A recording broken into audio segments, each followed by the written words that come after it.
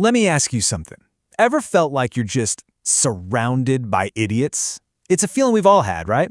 And it's right at the heart of this book, Surrounded by Idiots.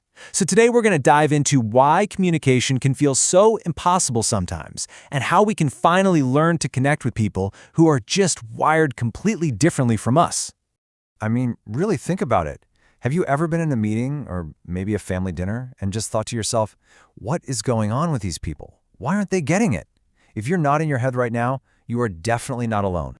You know, this whole idea is perfectly captured in a story from the book about a CEO named Stuart. Stuart was absolutely 100% convinced he was surrounded by idiots. And this wasn't some funny exaggeration, oh no. He'd get beat red in the face explaining how one department was full of fools, another understood nothing, and don't even get him started on the third one. No, what's so fascinating about Stuart's story is that it pulls back the curtain on a huge truth about how we all communicate. See, the problem wasn't his employees. Not really. The problem was Stuart's perspective. We have this natural tendency to see people who aren't like us as difficult or weird or just wrong. And there it is. That's the whole game right there. Stuart's definition of an idiot was just anyone who wasn't, well, him. He wasn't actually surrounded by idiots. He was surrounded by people who were different. And that's the trap we all fall into, right? We see our own way of thinking as the default, the normal way. Everyone else, they're the strange ones. Okay, so if that's the problem, how do we fix it? Well, the book suggests this really powerful shift in our thinking. To actually connect with people, we have to stop expecting them to see the world like we do and instead learn to communicate on their terms. This is the absolute core principle. No matter how brilliant or clear you think you're being, your message is always being filtered to the other person's unique lens. So the secret to great communication isn't just about what you say, it's about tweaking your style so the other person can actually hear you.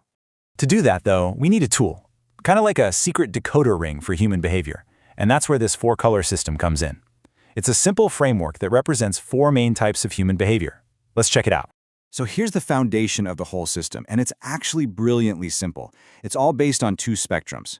First, are you more of an extrovert, outgoing and energized by people, or are you more of an introvert, more reserved and reflective? And second, are you task-oriented, meaning you're all about getting things done, the what, or are you more relation-oriented, focused on people, feelings, and the who? Where you land on these 2 axes is what determines your main color. So these axes give us our 4 types. We've got reds, who are dominant and ambitious, yellows, who are super inspiring and talkative, greens, who are stable and patient, and blues, who are analytical and detail-oriented. Now keep in mind, most of us are a mix, but we usually have 1 or 2 colors that really define our natural style. Okay, now for the fun part. Let's get to know each of these colors a little bit better. And as we go through them, I want you to think about the people in your own life. Your boss, your partner, your friends. Who are you going to recognize? First up, we have the reds. These are your dynamic, take-charge people. They're the ones who march into a room and say, right, what's the plan? We'll do it my way, let's go. Reds are classic, task-oriented extroverts. They are ambitious, they love a good challenge, and they make decisions in a snap. They are not afraid to take the lead, and their self-confidence is, well, off the charts. They genuinely believe they can achieve anything they set their mind to. This, quote, absolutely nails the red mindset. Seriously, few things drive them crazier than slowness. A red will get more done before lunch than most people do all day because they just cannot stand being inactive. So pro tip, if you're talking to a red, get straight to the point. They'll respect you for it. Next up, let's meet the life of the party, the yellows. These are the social butterflies, the optimists, the ones who just seem to light up a room when they walk in. Yellows are your relation-oriented extroverts. And honestly, spotting a yellow is pretty easy. They're the one talking, a lot.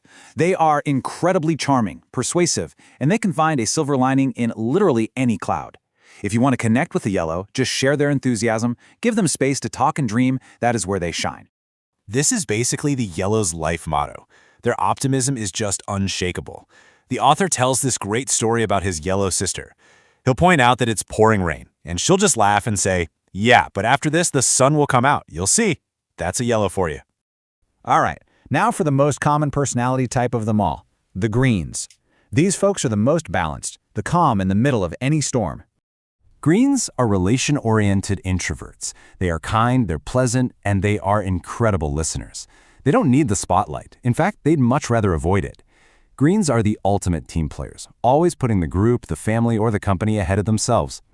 This captures a green's core values perfectly: harmony and predictability. They thrive on stability, and they really don't like to rock the boat.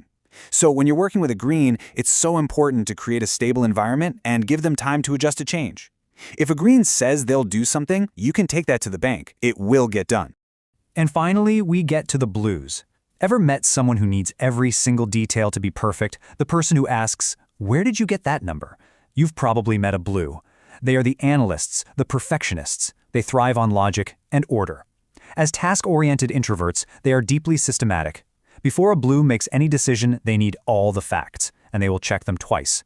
Quality and accuracy are everything. So if you want to get their buy-in, you better come prepared with your homework done.